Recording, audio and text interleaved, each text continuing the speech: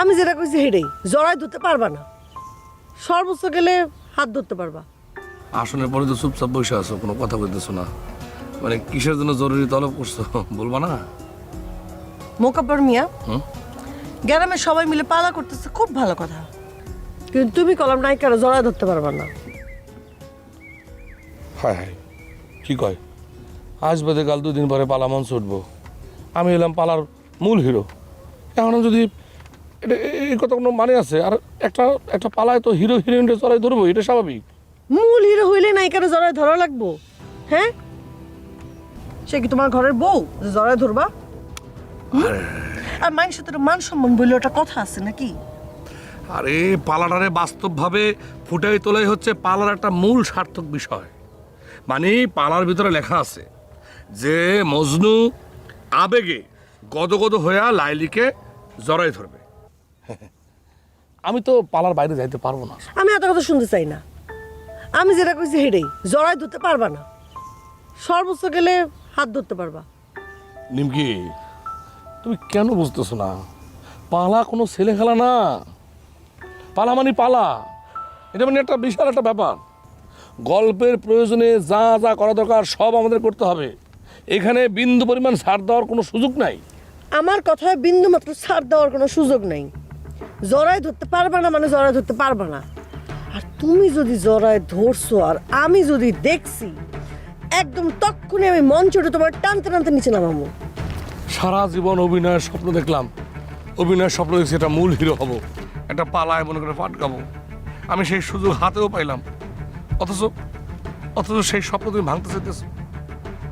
তুমি এই স্বপ্নটা ভাঙতে চাইতেছো নিমকি।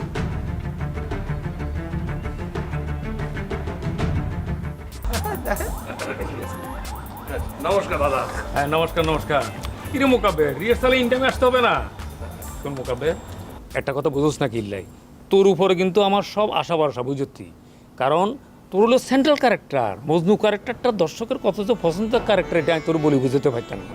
এই জন্য তোর কাছে আমার রিকোয়েস্ট, তুই আর একখানা ডুবাইস না। শোনেন দাদা, আপনি আমার উপর খালি ভরসা রাখেন। আমি যে মজনু চরিত্রটা করতেছি, এই চরিত্রটা নিয়ে আমি যখন স্টেজে উঠবো না, মানে এই চরিত্রটা, এই মজনু চরিত্রটা একটা নতুন মাত্রা পাবে। আমি আপনার এইটুক খালি আপনি ভরসাটা রাখেন আপনার উপরে। নতুন মাত্রা যোগ হইবে নাকি মজনুকার একটা নতুন মাত্রা ডুববে যাইবে, সেইটাই চিন্তা করতে আছি। হ্যাঁ নীতিশ দা, একটা কাম করলেন জানা? কি কি কাম? না মানে কইছিলাম যে ওই যে আমাদের স্ক্রিপ্টে তো ধরেন ওই যে লাইলিরে মজনু জড়াই ধরার একটা পোর্শন আছে না, মানে এই জড়াজড়ির ব্যাপারটা মানে যদি স্টেজে না কইরা অন্য কোনোভাবে যদি কিছু করা যায়। মানে বুঝলাম না। আরে জড়াই দিলে সমস্যা গিয়া? না মানে তেমন কোনো সমস্যা নাই, মানে বলতেছিলাম যে আমাকে লাগে যারা অভিনয় করবো আর কি এই গ্রাম দেশে, তারা তো একটু মাঝবয়সী মহিলা, একটু মায়েদের মতো আর কি। এলে কইছিলাম তাকে জড়াই ধরতে কেমন যেন একটু লজ্জা লজ্জা লাগে। আরে বাবুরে, তুই একখান জিনিস কিনলে বুঝছস না, এখানে তুই ব্যক্তি মোকাপত্ত আর মজনু করতেছস না। তুই ক্যারেক্টারের মধ্যে যখন ঢুকে যাবি, তখন তুই যখন স্টেজে উঠবি, তখন কে? তখন তো তুই মজনু। তখন লাইলি হলো তো প্রেমিকা, প্রেমিকাকে তুই যখন এমনি করে জড়াই ধরবি, সেখানে তো লাজ লজ্জার কিছু আছে বলে আমি দেখতেছি না। এটা তো করে, এটা তো মানে অভিনয়ের জায়গাটা করতে হয় সবাই। দাদা, এই মোকাবরের এই একটা কথাই কিন্তু প্রমাণ হয়ে গেল সেই ক্যারেক্টার কালার যোগ্য না। আমি নিশ্চিত সেই character Dubai service, onset Dubai service confirm. এই শোন, তুই একটা জিনিস হাতে মনে রাখবি, এই যে আমি মোকাব্বের যখন স্টেজ উঠে অভিনয়টা করবো না, একটু হইলেও ভালো অভিনয় করব, যে অভিনয়ের কারণে দাদার মান সম্মান কোনোদিন ডুববে না। বৃক্ষ তোমার নাম কি, ফলে পরিচয়, সেটা পাঁচেই প্রমাণ হয়ে যাইবে। ওই হয়েছে হয়েছে হয়েছে, ওই দিন কত ৫ম দৃশ্য পর্যন্ত গেছি না? জি। আজকে ৬ নম্বর দৃশ্য থেকে ইয়ে করি, তাহলে পজিশনে আয়।